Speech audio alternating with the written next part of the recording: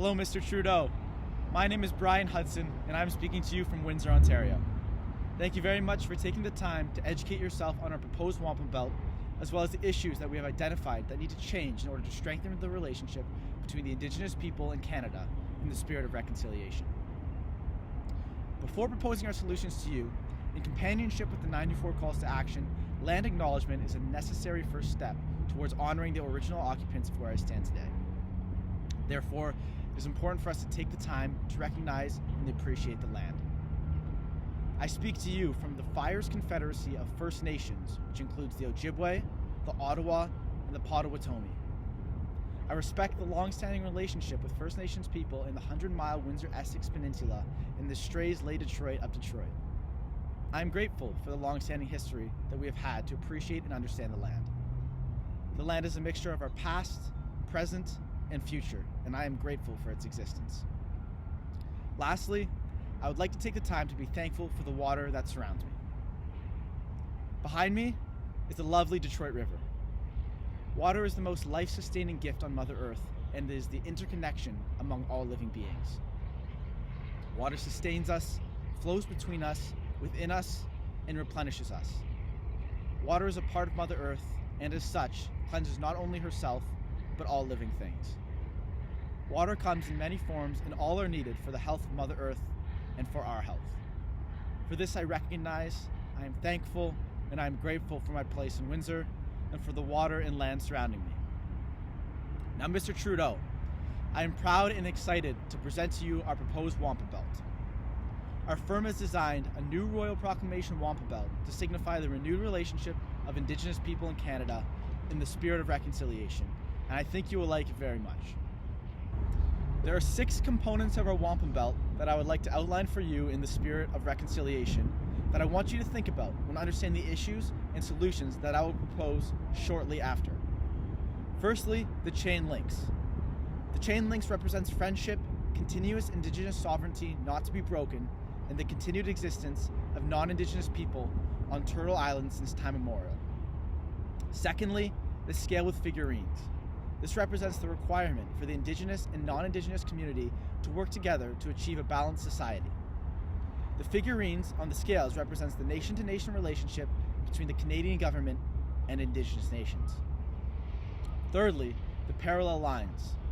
The first 2 parallel lines represent how the land was before colonization, with Indigenous people being free, equal, and inherently sovereign nations.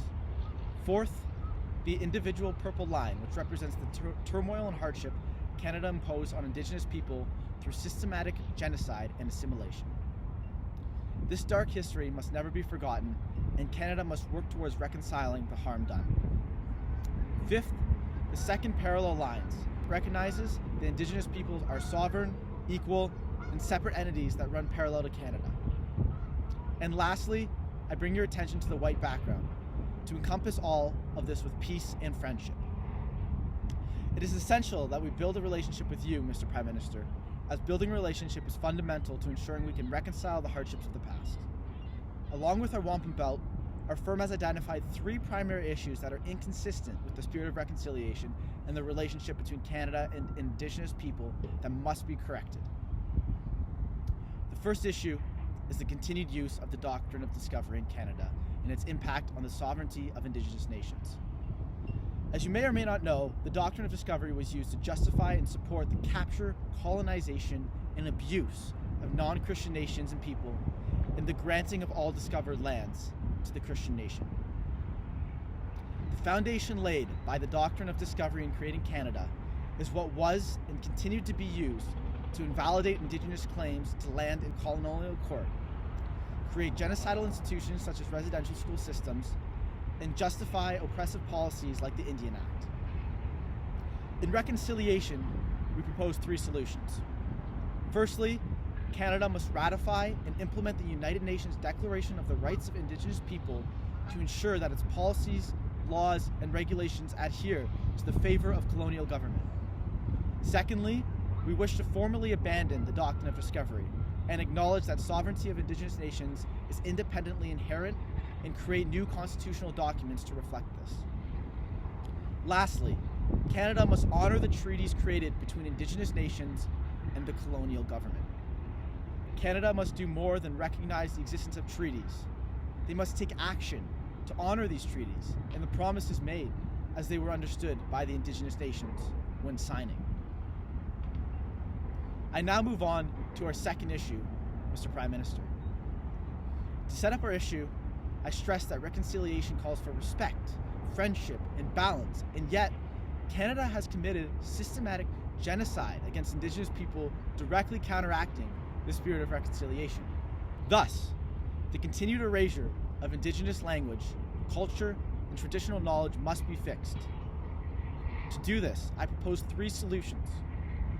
Firstly, it is essential to recognize Indigenous languages as a part of Canada's official languages. This shows that colonial languages and Indigenous languages are equal. This is something that may seem small to you, Mr. Prime Minister, but is a great gesture to the starting of a newfound relationship.